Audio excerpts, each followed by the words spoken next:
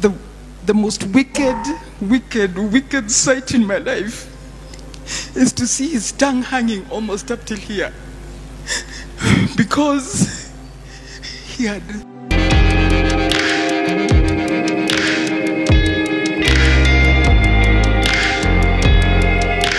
Hi guys, welcome to my channel. How are you guys doing? I hope you are doing well. If today is your first time of coming across this channel, please support your girl. Support me by hitting on this subscribe button below. Then you will see a bell. Touch that bell. That bell stand for notification bell. Anytime I post a new video, you will be notified. Today's video where I bring come from now is very touching. When I watch the video, I cry. Not just cry, I shed tears. This story is very touching. I want you guys to sit down, watch the video, and please support me. Help me to share. Don't forget to give me a like. Enjoy watching. Bye. That my son committed suicide. And he committed suicide on my veranda. And my two small children are the ones who found him. And they kept telling me, Mami, come and see. Kuna game mbaya chichi anacheza. And it was a Sunday evening and we had just had supper. And I thought that it was just one of his antics because he was a difficult boy. He became very difficult after he failed his Form 4 exams. And so finally when they kept going and coming, and I was in my room. When I went outside, I found my son hanging on my veranda. And the most wicked sight in my life is to see his tongue hanging almost up till here, because he had...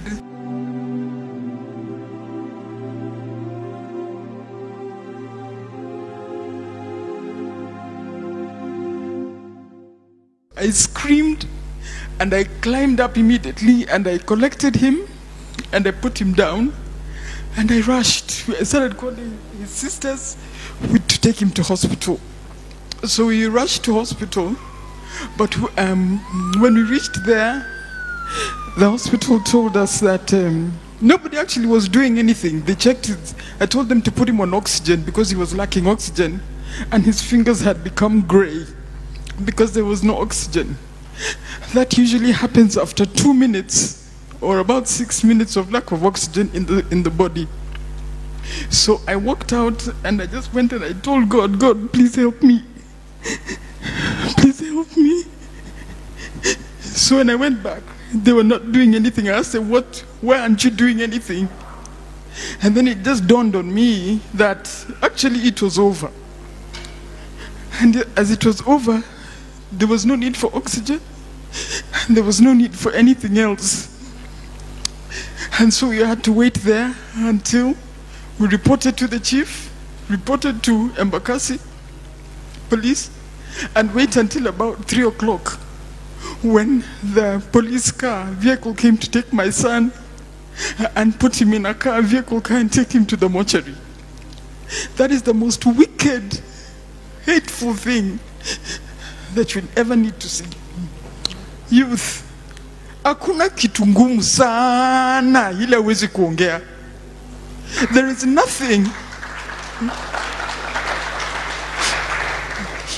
is nothing so hard that cannot be discussed.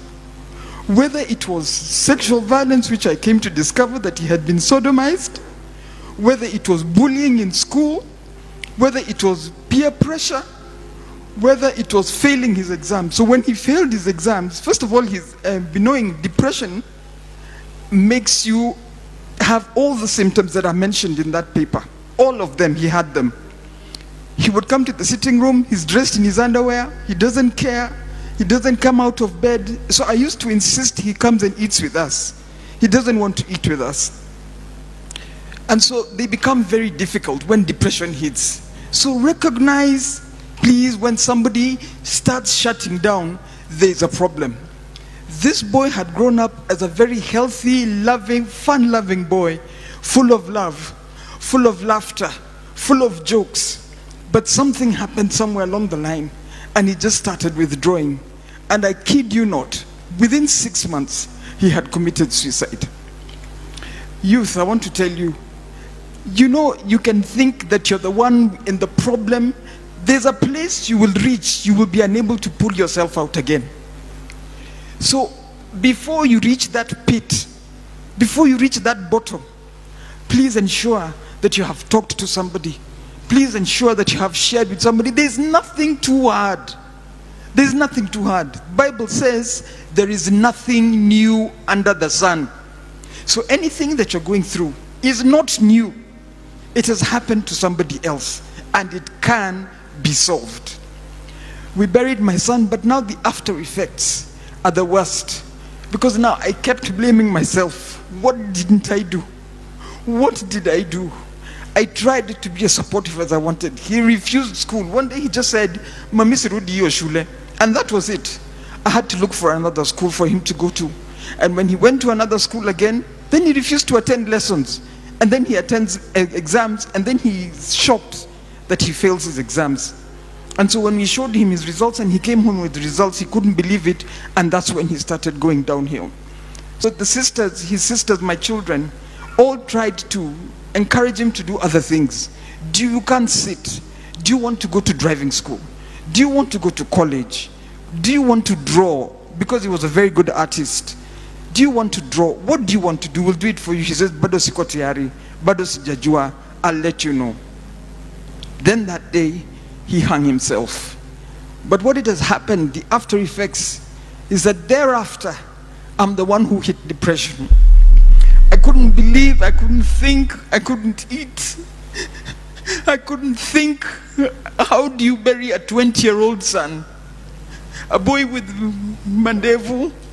Somebody, how do you bury your son? Just how do you bury your son?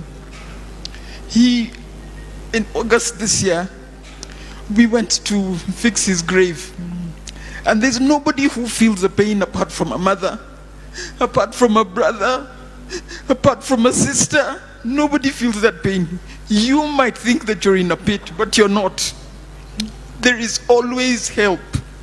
I want to thank the government for making mental health a priority, because we would have lost so many. When we were going to collect my son that day, we were so many parents. We left at 5 in the morning because we were going to Siaya. And I tell you, 6 parents were there because of suicide. 6 parents. And those that were in there that were waiting to be collected the following day, some were being brought in. We cannot lose youth for something that has got a solution. We cannot lose you who have got the energy to build our country for something that has got solutions. I beg you to engage with the processes that are available for us, for the options that are open for us, and please, so that you don't hurt your parents also. Because even when you go, the pain remains with us. The pain remains with the sisters, the pain remains with the brother, and the stigma that is associated with suicide. I personally don't care. I personally don't care what anybody thinks about me. And that is why I said that just to honor my son's memory, I will speak about mental health. Thank you very much.